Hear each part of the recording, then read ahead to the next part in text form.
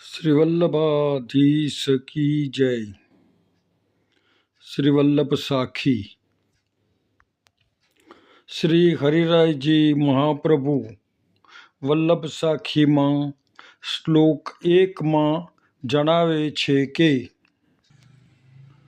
શ્રી મહાપ્રભુજી શ્રી વલ્લભાધીશના ચરણ કમળોમાં હું સદા વંદન કરું છું. શ્લોક 2માં જણાવે છે કે શ્રી વલ્લભ વિના અન્ય કંઈ જ હું જાણતો નથી. શ્લોક 3માં જણાવે છે કે શ્રી વલ્લભાધીશનો અનન્ય આશ્રય હોવો જોઈએ.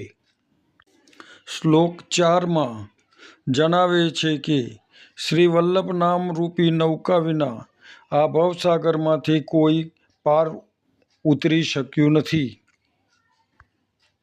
શ્લોક 5માં જણાવે છે કે જેઓની આટલી બધી કૃપા છે એવા શ્રી વલ્લભ પ્રભુને કેમ ભૂલી શકાય.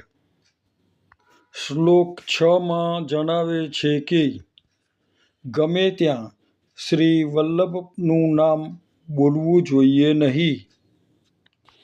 શ્લોક 7માં જણાવે છે કે શ્રી મહાપ્રભુજીને છોડીને અન્ય દેવી દેવને ભજે તેનો સંગ કદાપી ન કરવો, તેનું મુખ પણ ન જોવું.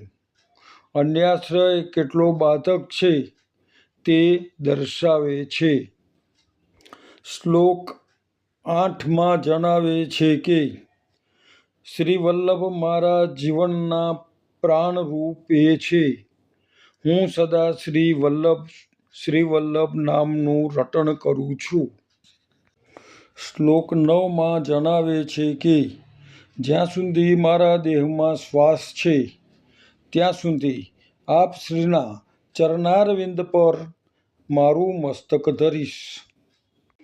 શ્લોક 12માં જણાવે છે કે પ્રવર્તમાન કલિકાલમાં અત્યંત કૃપા કરી મહાપતિત જીવોના પણ ઉદ્ધાર અર્થે જ શ્રી મહાપ્રભુજી ભૂતલ પર પ્રકટ થયા છે.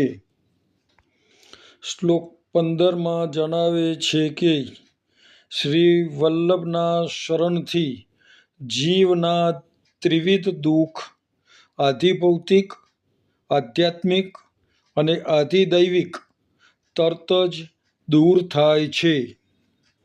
શ્લોક 18માં જણાવે છે કે શ્રી મહાપ્રભુજી અને શ્રી ગુસાઈજીના સ્મરણ માત્રથી જ જીવના કોટાનકોટી પાપો જેમ અગ્નિમાં કાષ્ઠ બળે તેમ બળીને ભસ્મીભૂત થઈ જાય છે.